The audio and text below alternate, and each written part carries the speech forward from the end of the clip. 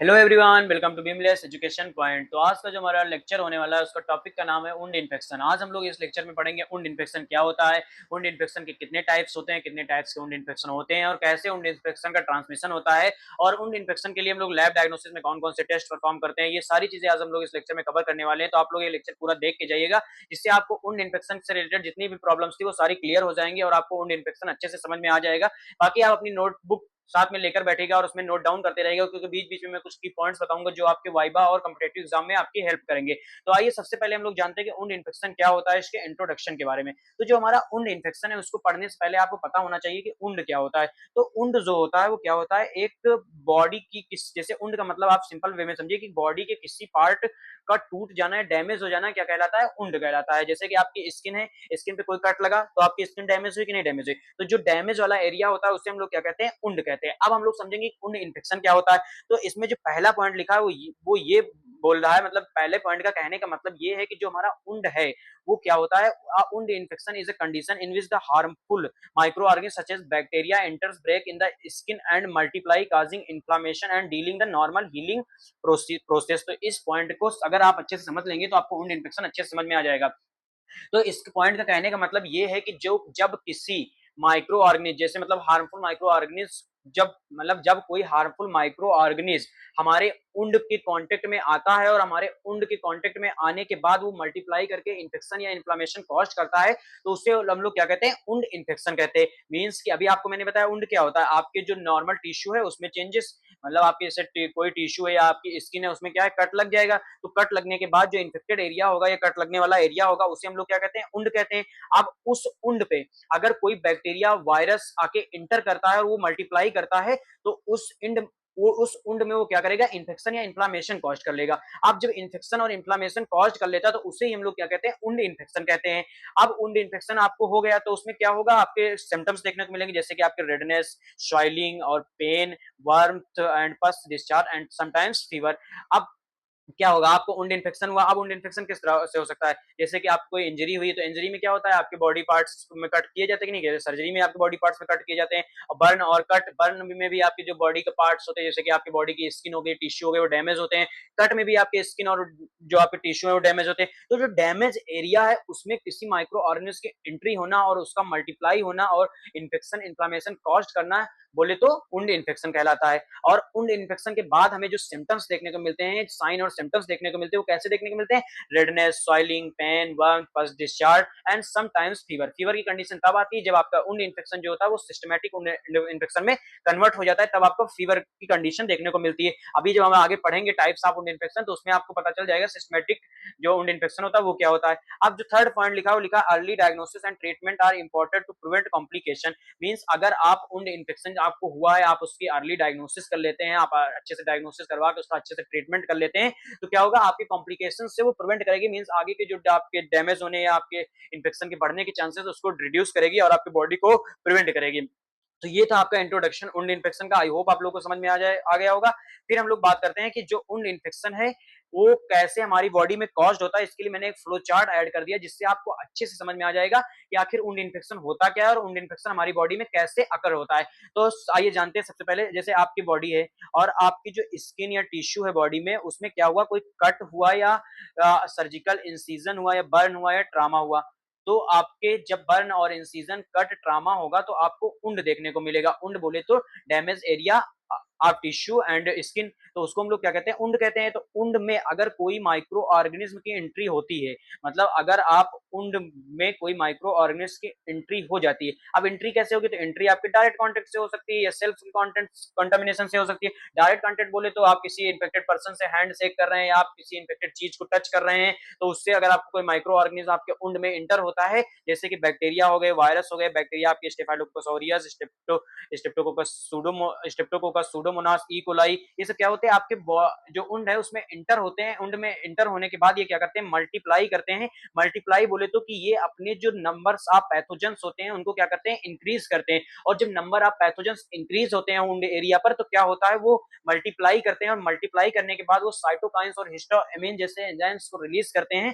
और ये सब एंजाइम्स मिलकर क्या करते हैं, इन्फ्लामेशन या इन्फ्लामेटरी कंडीशन क्रिएट करते हैं और हमारे बॉडी में बहुत सारे सिम्टम्स देखने को मिलते हैं, जैसे कि आपका हो गया redness, swelling, pain, pain, warmth, first discharge, foul odour, fever, delayed healing, ये सारी चीजें क्या होती है आपको देखने को मिलेंगी आपके बॉडी में। तो इस तरह से हमारी बॉडी में उन इन्फेक्शन जो होता है वो कॉज्ड होता है और हमारी बॉडी में सिम्टम्स देखने को मिलते हैं।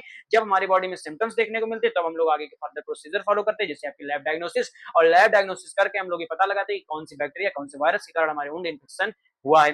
तो ये था आपका वुंड इन्फेक्शन का फ्लो चार्ट। इससे हम लोग अच्छे से समझ लीजिए और इसे नोट डाउन कर लीजिएगा, जिससे आपको अच्छे से एग्जाम में लिखने में सहायता मिलेगी और आपको समझने में भी इजी होगा कि वुंड इन्फेक्शन कैसे कॉज्ड होता है हमारी बॉडी में। सबसे पहले क्या हुआ, आपकी ब्रेक स्किन और जो वुंड है उसमें क्या हुआ, माइक्रो ऑर्गेनिज्म की एंट्री होती है। माइक्रो ऑर्गेनिज्म की एंट्री जो होती है वो डायरेक्ट कॉन्टेक्ट से हो सकती है या फिर इनडायरेक्ट कॉन्टेक्ट से भी हो सकती है। उसके बाद क्या होती है आपके जब माइक्रो ऑर्गेनिज्म की एंट्री हो जाती है तो माइक्रो ऑर्गेनिज्म क्या होते हैं, वुंड वाली एरिया पे मल्टीप्लाई करते हैं, मींस कि अपने जो पैथोजेंस होते हैं इंक्रीज उनके नंबर को इंक्रीज करते हैं। जब वो नंबर को इंक्रीज करते हैं तो साइटोकाइंस और हिस्टामिन जैसे केमिकल्स रिलीज होते हैं, एंजाइम्स रिलीज होते हैं और वो क्या करते हैं, इन्फ्लेमेशन कंडीशन कॉज करते हैं। जब इन्फ्लेमेशन कंडीशन कॉस्ट हो जाती है तो बहुत सारे हमारे को सिम्टम्स देखने को मिलते हैं, जैसे कि रेडनेस, स्वेलिंग, पेन, बर्फ, first discharge, foul odour, fever, delayed healing, और हमारी बॉडी में वुंड इन्फेक्शन कॉज्ड हो जाता है। तब हमें डायग्नोसिस की नीड होती है किसकी, वुंड इन्फेक्शन की। तो ये था आपका वुंड इन्फेक्शन का फ्लो चार्ट, कैसे हमारी बॉडी में वुंड इन्फेक्शन कॉज्ड होते हैं। अब हम लोग बात करेंगे कि जो टाइप्स है वुंड इन्फेक्शन के वो कितने टाइप्स के होते हैं। तो मेनली जो होता है वुंड इन्फेक्शन वो 3 टाइप्स का होता है। आपका स्किन वुंड इन्फेक्शन हो गया, और डीप वुंड इन्फेक्शन हो गया, और आपका क्या है, सेप्सिस या सिस्टमैटिक इन्फेक्शन। अब skin wound infection, deep wound infection और सेप्सिस वुंड इन्फेक्शन, इसका टर्म जो है बहुत ही सिंपल वे में मैं आपको बता दूंगा, जिससे आपको अच्छे से समझ में आ जाएगा कि आखिर ये तीनों में डिफरेंस क्या है। तो जो स्किन वुंड इन्फेक्शन होता है उसमें क्या होता है, जो आपकी स्किन की ऊपर की लेयर होती है और जो सुपरफिशियल टिश्यू होता है अराउंड द वुंड, ठीक है, उसमें इन्फेक्शन इन्फ्लामेशन जब कॉज्ड होता है तो उसे हम लोग क्या कहते हैं, स्किन वुंड इन्फेक्शन। जैसे कि आप इस डायग्राम में देख रहे होंगे कि जो आपके स्किन की ऊपर की लेयर है, आउटर लेयर, और जो सुपरफिशियल टिश्यू है अराउंड द स्किन, इसमें ही आपका इन्फेक्शन या इन्फ्लामेशन कॉज्ड होता है। मींस की एपिडर्मिस लेयर में आपको इन्फेक्शन या इन्फ्लामेशन कॉज्ड होता हुआ दिखाई देगा, तो उसे हम लोग क्या कहते हैं, स्किन वुंड इन्फेक्शन कहते हैं। क्या कहते हैं, स्किन वुंड इन्फेक्शन कहते हैं। अब इसके कॉजेटिव एजेंट के बारे में बात करें तो बैक्टीरिया होती है, स्टेफाइलोकोकस ऑरियस और स्ट्रेप्टोकोकस पायोजेंस। अगर हम लोग इसमें सिम्टम्स की बात करें तो आपके ये सारे सिम्टम्स देखने को मिलेंगे स्किन वुंड इन्फेक्शन में, जैसे कि रेडनेस देखने को मिलेगी, स्वेलिंग देखने को मिलेगी, वार्मथ देखने को मिलेगा, पेन देखने को मिलेगा, टेंडरनेस देखने को मिलेगी, पस डिस्चार्ज। तो ये सारे सिम्टम्स आपको स्किन वुंड इन्फेक्शन में देखने को मिलेंगे। और जो स्किन वुंड इन्फेक्शन होता है वो हमारे एपिडर्मिस लेयर और सुपरफिशियल टिश्यू में कॉज होता है। मींस की आउटर लेयर ऑफ स्किन और जो स्किन के बगल की जो सुपरफिशियल टिश्यू होते हैं उनमें ये वुंड इन्फेक्शन कॉज होता है। और इसके जो कॉजेटिव एजेंट होते हैं स्टेफाइलोकोकस ऑरियस और स्ट्रेप्टोकोकस पायोजेंस होते हैं। फिर हम लोग बात करते हैं डीप वुंड इन्फेक्शन के। तो डीप वुंड इन्फेक्शन के नाम से ही आपको पता चल रहा होगा कि ये डीप टिश्यू को इन्फेक्ट करती है, मतलब डीप इन्फेक्शन कॉज करती है। जैसे कि वो क्या था, आपके सरफेस पे इन्फेक्शन कॉज कर रहा था, पर जो हमारा डीप वुंड इन्फेक्शन है ये क्या करता है, ये हमारी स्किन के नीचे जो टिश्यू या मसल्स हैं या डीप लेयर तक पहुंचता है और इन्फेक्शन कॉज करता है। आपको इस डायग्राम में अच्छे से दिख रहा होगा कि ये क्या करता है, स्किन की डीप लेयर और मसल्स तक पहुंचता है और हमारे जो वुंड है वुंड इन्फेक्शन कॉज करता है। तो इससे हम लोग क्या कहते हैं, डीप वुंड इन्फेक्शन कहते हैं। वही आपका पॉइंट लिखा है, infection that extend into deeper tissue such as muscle and fascia beneath the skin. Means कि ये क्या करता है, जो आपके स्किन के नीचे टिश्यू या मसल या डीप लेयर है उन तक पहुंचता है और उसमें क्या करता है, इन्फेक्शन कॉज करता है। जैसे आपके सबक्यूटेनियस टिश्यू हो गए उनमें ये पहुंचता है और आपके इन्फेक्शन कॉज करता है। तो इसे हम लोग क्या कहते हैं, डीप वुंड इन्फेक्शन कहते हैं। ये भी हमारे किसके कारण होता है, बैक्टीरिया के कारण होता है, जैसे कि आपके स्टेफाइलोकोकस ऑरियस हो गए, सूडोमोनास एर्जिनोसा हो गया और ई कोलाई हो गया। इन बैक्टीरिया के कारण हमारा डीप वुंड इन्फेक्शन जो होता है वो कॉज्ड होता है। अब सिम्टम्स क्या होते हैं, सीवियर पेन होगा, स्वेलिंग होगी, फीवर होगा, पस कलेक्शन होगा, डिलेड वुंड हीलिंग होगा, टिश्यू डैमेज होगा। अब डिलेड वुंड हीलिंग का मतलब ये हुआ कि जो हमारा वुंड है उसकी हीलिंग का मतलब, अभी इसमें जो आपने ये पहला इसमें इंट्रो पढ़ा था इसमें लिखा है नॉर्मल हीलिंग प्रोसीजर, मैंने आपको समझाने से भूल गया था। तो नॉर्मल हीलिंग प्रोसीजर का मतलब होता है कि आपकी बॉडी जो है, जैसे आपको कोई कट या टिश्यू कभी कभी होता है तो क्या होता है, आपकी बॉडी जो है धीरे धीरे करके उसको 2-3 दिन में कवर कर लेती है और आपकी स्किन फिर वैसी हो जाती है, तो उससे क्या कहते हैं, नॉर्मल हीलिंग प्रोसेस हो जाते हैं। बट इसमें लिखा डिलेड वुंड हीलिंग, मतलब डिलेड वुंड हीलिंग का मतलब ये हुआ कि जो आपका वुंड एरिया है उसमें उसको प्रिवेंट होने में, ये उसको रिकवर होने में एक लॉन्ग टाइम लगेगा, तो उसे हम लोग क्या कहते हैं, डिलेड वुंड हीलिंग कहते हैं। तो वही आपके सिम्टम्स में लिखा हुआ है इसमें। तो ये था आपका डीप वुंड इन्फेक्शन। तो आई होप आपको समझ में आ गया होगा।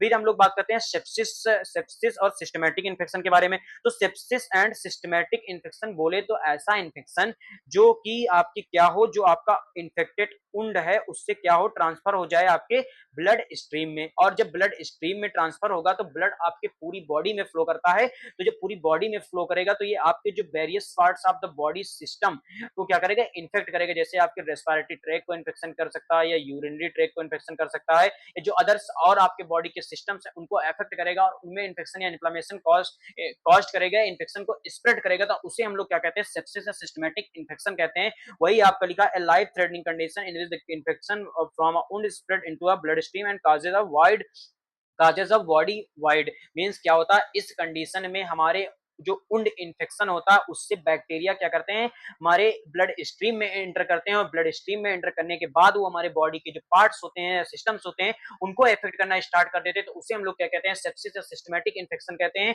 अब इसके कॉस्टिव एजेंट के बारे में बात करें तो इसके कॉस्टिव एजेंट आपके स्टेफाइलोकोकस ऑरियस, इकोलाई, क्लेब्सिला निमोनी और सूडोमोनास एजिनोसा, ये सारे क्या है आपके causative agent of sepsis systematic infection. अब इसमें क्या आपको अभी हाई फीवर देखने को मिलेगा, रैपिड हार्ट बीट देखने को मिलेगी, रैपिड ब्रीथिंग देखने को मिलेगी, कंफ्यूजन देखने को मिलेगी, लो ब्लड प्रेशर देखने को मिलेगा, वीकनेस देखने को मिलेगी। ये सारे सिम्टम्स क्या होंगे, आपको अपीयर होंगे किसमें, आपके सेप्सिस सिस्टमैटिक इन्फेक्शन में। तो ये थे आपके टाइप्स ऑफ वुंड इन्फेक्शन। इसकी अब इसको सिंपल वे में आप समझिए कि स्किन वुंड इन्फेक्शन में क्या हो रहा था, आपके जो आउटर सरफेस ऑफ स्किन पे इन्फेक्शन कॉज हो रहा था, या जो आपके स्किन के बगल के सुपरफिशियल टिश्यू है उनमें इन्फेक्शन कॉज हो रहा था। और जो डीप वुंड इन्फेक्शन होता था उसमें क्या होता था, वो आपके डीप टिश्यू को जाके इफेक्ट कर रही थी, जैसे कि आपकी सबक्यूटेनियस टिश्यू हो गए और जो आपके मसल्स हो गई, मसल टिश्यू हो गई, इन सबको क्या जाके वो डैमेज कर रहा था, तो उसे हम लोग क्या कहते हैं, डीप वुंड इन्फेक्शन कहते हैं। सेप्सिस में क्या हो रहा था, सेप्सिस में आपके जो बैक्टीरिया है वुंड इन्फेक्शन वाली, वो क्या कर रही थी, आपके ब्लड स्ट्रीम में एंटर कर रहे थे, ब्लड स्ट्रीम के थ्रू वो आपके बॉडी पार्ट्स में स्प्रेड होती थी और बॉडी पार्ट्स में आपके बॉडी के सिस्टम्स और बॉडी के वेरियस पार्ट्स को इन्फेक्ट कर रही थी, तो उसे हम लोग क्या कहते हैं, सेप्सिस या सिस्टमैटिक इन्फेक्शन कहते हैं।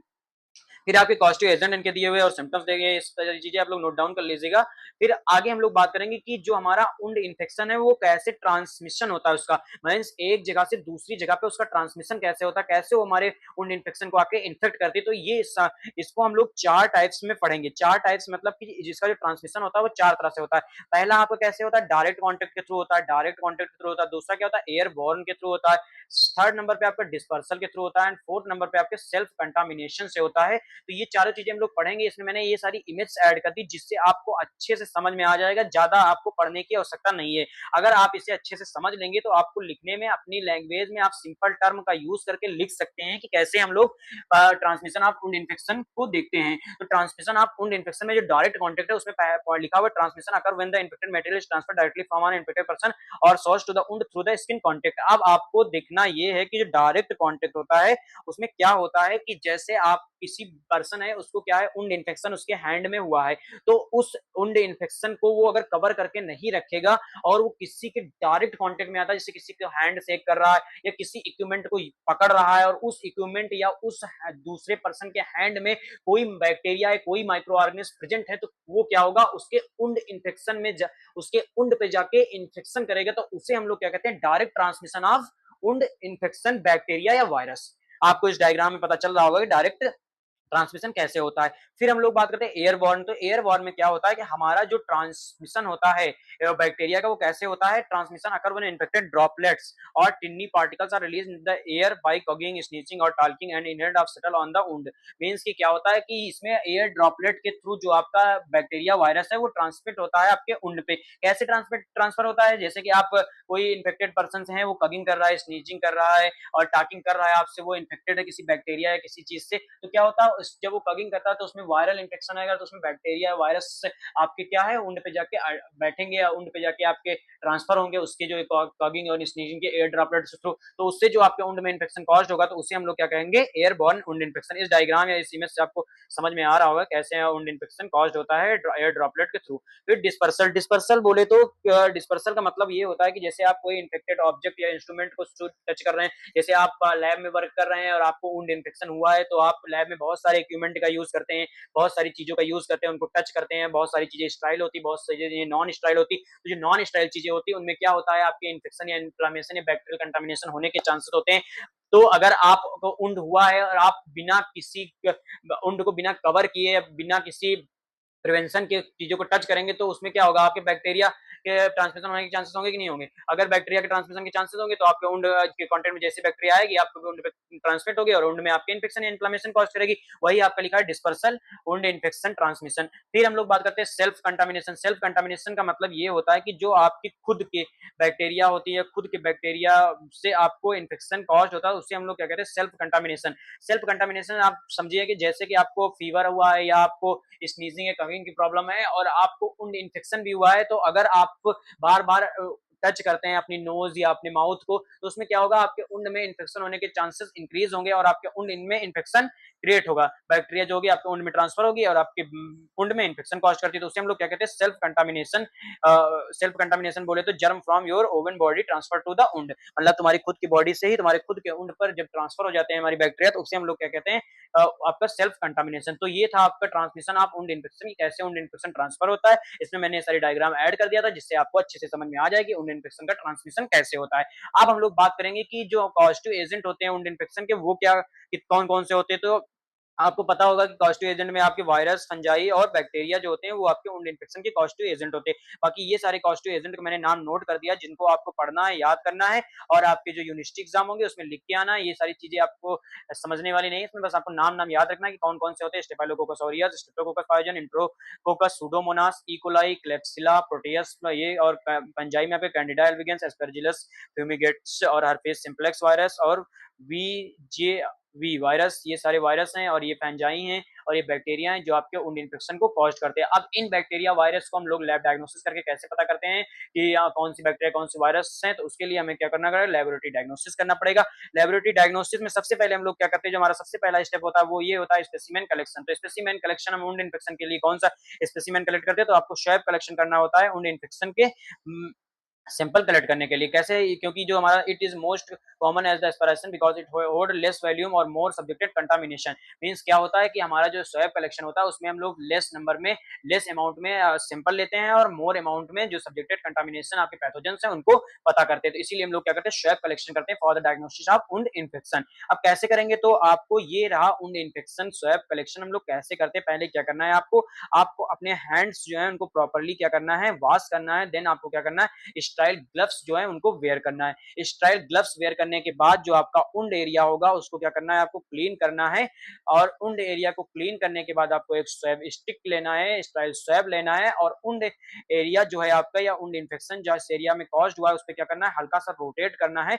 और रोटेट करने के बाद आपका सैंपल कलेक्ट हो जाएगा जिसे आपको एक स्टाइल कंटेनर में, जो आपकी स्टाइल ट्रांसपोर्ट मीडिया होती है उसमें रख के ट्रांसफर करना है लैब में with the labelling of patient name, ID, date and site of wound collection. फिर आपको इसको क्या करना है, माइक्रोबायोलॉजी लैब में ट्रांसफर कर देना है। जब ये माइक्रोबायोलॉजी लैब में ट्रांसफर हो जाए तो माइक्रोबायोलॉजी लैब में जो हमारे माइक्रोबायोलॉजिस्ट होते हैं वो क्या करेंगे, इसकी डायग्नोसिस करेंगे या इसका कलेक्शन बहुत सारे टेस्ट परफॉर्म करेंगे और हमारे जो डिजीज है उसकी डायग्नोसिस करेंगे। तो कैसे करते हैं, आगे की स्लाइड्स मैंने ऐड किया उसमें आपको पता चल जाएगा। सबसे पहले क्या करना है, आपको आपने कलेक्शन कर लिया, आपको ट्रांसफर करना है। ट्रांसफर करने के मैंने अभी आपको बताया कि आपको ट्रांसफर करने के लिए क्या करना है, मीडियम का यूज करना है, ट्रांसपोर्ट मीडिया जिसका नाम है स्ट्राइड ट्रांसपोर्ट मीडिया। और स्ट्राइड ट्रांसपोर्ट मीडिया में अगर आप ट्रांसपोर्ट करते हैं सिंपल, तो उसकी जो पर्पस होता है वो ये होता है कि ये क्या करती है, प्रिजर्व करती है growth of rapid growing micro organism. मतलब कि जो माइक्रो ऑर्गेनिज्म बहुत रैपिडली ग्रोथ कर लेती है उनकी ग्रोथ को ये प्रिवेंट करता है जिससे कि वो रैपिड ग्रोथ ना कर पाए।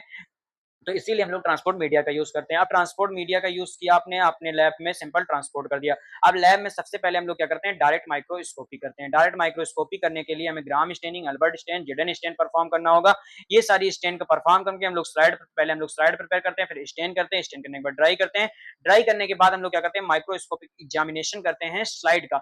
इसका माइक्रोस्कोपिक एग्जामिनेशन करते हैं और माइक्रोस्कोपिक एग्जामिनेशन में हम लोग ये पता लगाते हैं कि जो हमारी बैक्टीरिया है वो प्रेजेंट है कि नहीं प्रेजेंट है। और पता कैसे लगाते हैं, according to their shape and size we are identify which microorganism present on the slide, on the specimen या ऑन द स्लाइड। तो ये माइक्रोस्कोपी, डायरेक्ट माइक्रोस्कोपी करेंगे। उसके बाद हम लोग क्या करते हैं, कल्चर। तो कल्चर में हम एक और बहुत सारी कल्चर मीडिया का यूज करते हैं according to suspected microorganism, यानी according to microorganism choose the culture media. Blood अगर अगर हम लोग यूज करते हैं तो all microorganism grow on this media, means के माइक्रो ऑर्गेनिज्म, बहुत सारे माइक्रो ऑर्गेनिज्म होते हैं जो ब्लड अगार पे ग्रोथ कर लेते हैं। बट अगर हमें एनारोबिक बैक्टीरिया की ग्रोथ करना है, तो एनारोबिक मतलब बोले तो कि ऐसी बैक्टीरिया जो ऑक्सीजन के एब्सेंस में ग्रोथ करती है, तो उसके लिए हम लोग क्या करेंगे, चॉकलेट अगार का यूज करेंगे। अगर हमें क्या करना है, इन क्या करना है, एनारोबिक और फैकल्टेटिव एनारोबिक ऑर्गेनिज्म को ग्रोथ करना है, मींस कि ऐसे ऑर्गेनिज्म जो प्रेजेंस में भी ग्रोथ कर लें और एब्सेंस में ग्रोथ कर लें। तो उसके लिए हम लोग क्या करते हैं, थायोग्लाइकोलेट मीडिया का यूज़ करते हैं। और ये कैसी मीडिया होती है? This media is enrichment media, means कि एनरिचमेंट मीडिया का मतलब क्या होता है? एनरिचमेंट मीडिया का मतलब होता है ऐसी मीडिया जो हमारे जो माइक्रो ऑर्गेनिज्म, पैथोजन, उनकी ग्रोथ को क्या करे, इनहिबिट करे और इंक्रीज करे, उसे हम लोग क्या कहते हैं? Enrichment media. तो इसलिए हम लोग enrichment media as a thioglycolate media का यूज़ करते हैं। और मैकोंकी मीडिया का यूज़ करते हैं, मैकोंकी अगार का यूज़ करते हैं किसके लिए? इंट्रोबैक्टेरियसी फैमिली, अगर इंट्रोबैक्टेरियसी फैमिली की बैक्टीरिया की ग्रोथ हमें करानी होती है तो हम लोग किसका यूज़ करते हैं? मैकोंकी मीडिया का यूज़ करते हैं। तो ये थे आपका कल्चर कि हम लोग कैसे कल्चर करते हैं, कौन-कौन सी कल्चर मीडिया का यूज़ करते हैं। उसके बाद हम लोग बात करेंगे कि जो हमने कल्चर मीडिया में हम लोग जो प्लेट लेते हैं उसको इनोकुलेशन कैसे करते हैं।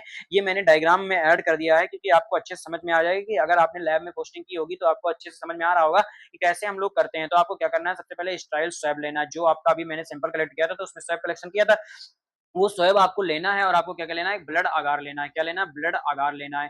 अब ब्लड अगार पे क्या करना है, आपको स्वैब से स्ट्रीकिंग करना है। क्या करना है? स्वैब से स्ट्रीकिंग करना है। अब स्ट्रीकिंग कुछ ऐसे करते हैं जैसे कि आपको पहले इस तरह करना है, फिर सेकंड स्टेप में इस तरह करना है। ऐसे करके आपको पूरी प्लेट पे क्या करना है? स्ट्रीकिंग करना है। First streak, second streak, third streak, fourth streak, ऐसे स्ट्रीक करके आपको क्या करना है, जो हमारी प्लेट है उसको क्लोज करना है और लेबल्ड करना है। लेबल्ड करने के बाद आपको क्या करेंगे, इस प्लेट को क्या करेंगे, इंक्यूबेटर में रख देंगे। कितनी डिग्री सेल्सियस पर? 35 टू 37 डिग्री सेल्सियस फॉर 18 से 24 आवर्स। मीन 24 आवर्स के लिए आपको इसको क्या करना है, रख देना है। और 24 आवर्स के बाद क्या होगा, आपको इसको रिमूव करना है इंक्यूबेटर से और इसकी जो कॉलोनी है उनको देखना है, कॉलोनी की ग्रोथ को चेक करना है, अकॉर्डिंग टू कॉलोनी आइडेंटिफाई करना है कि which microorganism present on the culture media. अब हम लोग ये कॉलोनी आइडेंटिफिकेशन करते हैं, जैसे आपकी बहुत सारी बैक्टीरिया होती है जिनकी अलग अलग कॉलोनीज होती है, तो अकॉर्डिंग टू कॉलोनीज आइडेंटिफाई कर लेते हैं कौन सा माइक्रो ऑर्गेनिज्म प्रेजेंट है। तो कॉलोनी आइडेंटिफिकेशन में अगर स्ट्रेप्टोकोकस पायोजेंस है तो स्ट्रेप्टोकोकस पायोजेंस जो होता है वो क्या करता है, कॉलोनीज ऑफ स्ट्रेप्टोकोकस पायोजेंस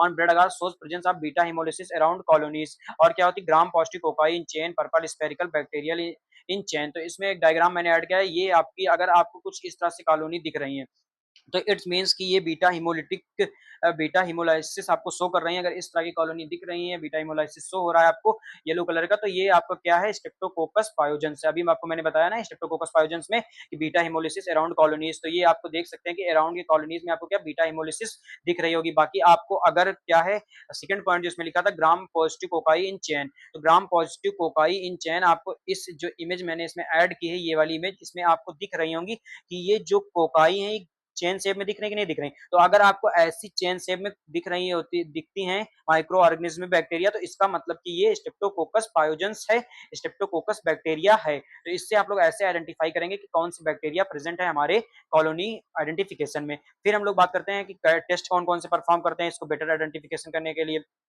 तो इसकी बेटर आइडेंटिफिकेशन करने के लिए हम लोग क्या करते हैं, आपका कैटेलेस टेस्ट परफॉर्म करते हैं। जो कैटेलेस टेस्ट क्या करता है, catalase enzyme present catalase test identify differentiate between Streptococcus pyogenes और स्टेफाइलोकोकस ऑरियस। अब स्ट्रेप्टोकोकस पायोजेंस और स्ट्रेप्टोकोकस ऑरियस में से कौन बैक्टीरिया प्रेजेंट है, इसको आइडेंटिफाई करने के लिए हम लोग क्या करते हैं, कैटेलेस एंजाइम टेस्ट कैटेलेस टेस्ट करते हैं। तो इसमें क्या होता है, हमें डिफरेंशिएट हो जाता है कि स्ट्रेप्टोकोकस पायोजन होता है प्रेजेंट या स्टेफाइलोकोकस ऑरियस प्रेजेंट है। तो ये आपका था स्ट्रेप्टोकोकस पायोजेंस के लिए। फिर हम लोग बात करते हैं स्टेफाइलोकोकस ऑरियस। तो अगर आपकी स्टेफाइलोकोकस ऑरियस बैक्टीरिया प्रेजेंट होगी तो उसकी कॉलोनी जो होती है वो कैसी, आपकी जो gram positive cocci cluster shape में दिखेंगी। और कैटेलेस टेस्ट जो होगा वो पॉजिटिव होगा। और coagulase test used to differentiate S aureus from other Staphylococcus species. अभी आपको मैंने बताया कैटेलेस टेस्ट जो होता है वो स्टेफाइलोकोकस और स्ट्रेप्टोकोकस को आइडेंटिफाई करने के लिए होता है और डिफरेंशिएट करने के लिए होता है। पर कॉगलेस टेस्ट हम लोग इसमें भी परफॉर्म करते हैं कि कॉगलेस टेस्ट जो होता है एस ऑरियस और स्ट्रेप्टो जो आपका स्टेफाइलोकोकस स्पीशीज होती है उनको मतलब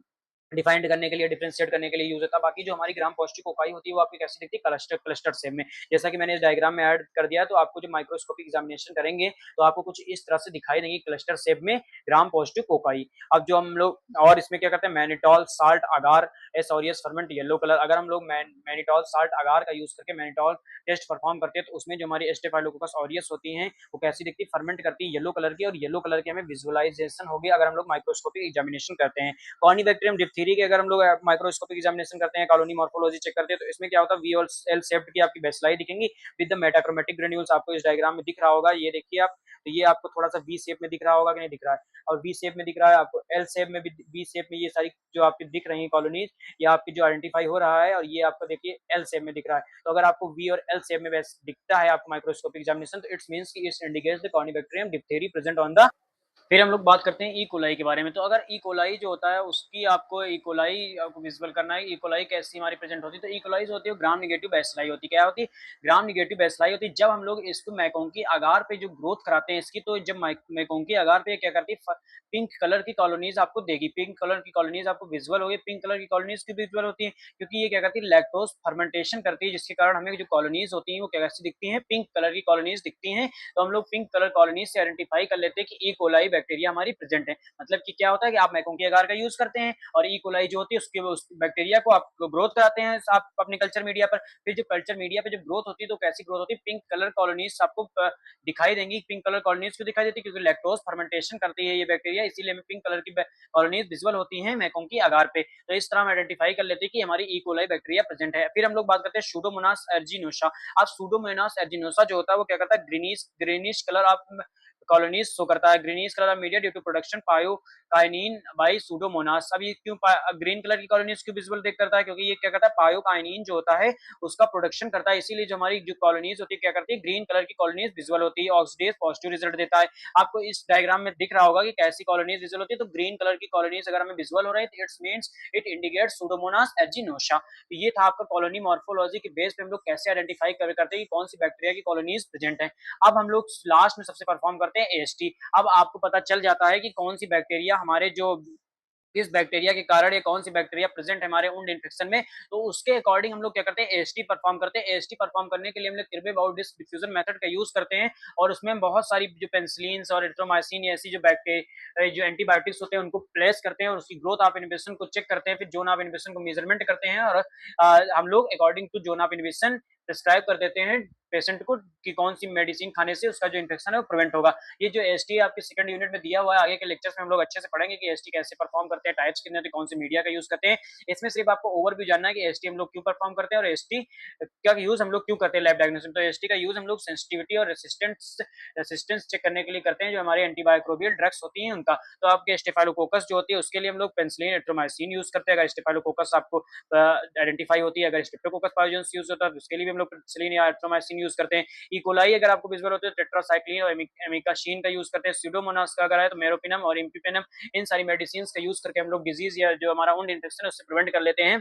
तो ये था आपका lab diagnosis of wound infection. बाकी आपको ये सारी चीजें आई होप क्लियर हो गई होंगी। तो अगर आपको इसकी नोट्स चाहिए, हैंड रिटन नोट्स चाहिए, तो आप हमारे टेलीग्राम चैनल बीमलेस एजुकेशन पॉइंट को ज्वाइन कीजिए। वहां मैं आपको आपकी इसकी हैंड रिटन नोट्स प्रोवाइड कर दूंगा। बस आपको करना क्या है, आपको बीमलेस एजुकेशन पॉइंट को ज्वाइन करना है और डायरेक्ट हमें डीएम करना है, हम आपको इसकी हैंड रिटन नोट्स प्रोवाइड कर देंगे। Thank you so much for watching.